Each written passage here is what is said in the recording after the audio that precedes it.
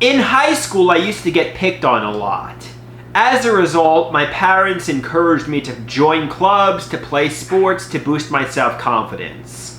For the most part, I never did any extracurricular activities, but I did learn self-defense after this fateful day. In gym class, there was this kid, he was a bully. Well, one day I was talking to a friend, and this bully began mocking everything I said. So I tried ignoring him. Then the bully spit gum at me, and he slapped me. So I grabbed his shirt and told him to stop. Well, he started punching me. I fell to the ground. The next thing I remember, the gym coach was standing over me, and I started uncontrollably crying in front of the entire gym class. The news would get around the whole school. It was humiliating. The gym teacher walked me down to the principal's office. Both my parents were called at work, but the principal couldn't get in touch with my dad, so my mom came down to the school. This made a bad situation 100 times worse. I love my mom and she means well, but my dad is able to calmly handle things like this and think with a clear head. He would have realized it's very serious, but he would have remained calm and made jokes to lighten the mood. My mom, on the other hand, is pure emotion. She was over the top, hysterical, and frantic. The principal, assistant principal, and my mom were all treating me like a complete victim. They were saying, "Andrew, it's not your fault. You did nothing wrong. You're not going to get in trouble." It was emasculating. My mom started flipping out, she was threatening to sue the school. It was awful. It was embarrassing. I have many stories like this, but I tried to black them out.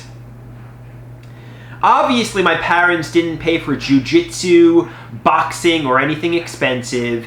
Instead, I joined karate. The karate instructor wasn't some jacked, tough guy. He was a middle-aged, fat, Super Mario lookalike. My mother, for some reason, was convinced I'd love karate and that I'd meet lots of friends there because only classy people can afford karate. But I did not meet lots of friends there. In fact, I was the only 17-year-old there. I was placed in the beginners class with a bunch of 11-year-old kids, and kids that were younger than me. I guess most people don't start karate in late high school. To cap it all off, I was getting outperformed by the young children. My parents didn't buy me one of those cool karate outfits either, the gis, because I have a tendency to quit things quickly. So I went to practice in sweatpants and a sweatshirt, while almost everybody else wore karate attire. This actually made me stand out badly. Plus, I couldn't do any of the moves. I just showed up week after week, interacting with kids much younger than me. It was as if everyone was hinting, "Go away," but I didn't take the hint. I didn't learn anything useful from karate, but I didn't have the heart to tell my parents I hated it. Plus, they'd always buy me fast food afterwards, so I kept going. All they really taught me in karate was how to throw a fake punch, because throwing a fake punch would scare a bully away because 9 times out of 10, kids don't want to fight. And when in doubt, shift it out, which means to jump backwards to avoid a punch. They said you can scare just about anyone on the playground by not backing down, but if you encounter a stranger, run away and find the nearest adult. For a high school kid, all these tips were pretty much useless. But I kept going, and when the hour was up and class ended, everybody met in the center room. One day they made an announcement that Karate Moving Up Day would be coming soon. Everyone would be promoted to the next belt level. I didn't realize this announcement was not meant for me. It was meant for the more advanced class. I wasn't really paying attention, and to end the class, we all extended our fists towards the instructor in the center of the room, in the circle, and said, "Oosh!" My dad picked me up from karate that day, and he asked me, "How did karate go?" I said, "Well," and he said, "Tell me more, what happened?" So I told my dad about the ceremony, assuming it was for me, and my dad got excited. I made a huge deal about it for some reason. I told him how this moving up, I'd be moving up to the next level, and I made it like, "This is Andrew, this is what I've been waiting for my whole life. This is what I've been searching for." My dad even said he might bring the video camera. Since I had no idea I was in the beginner class, I was expecting a promotion too.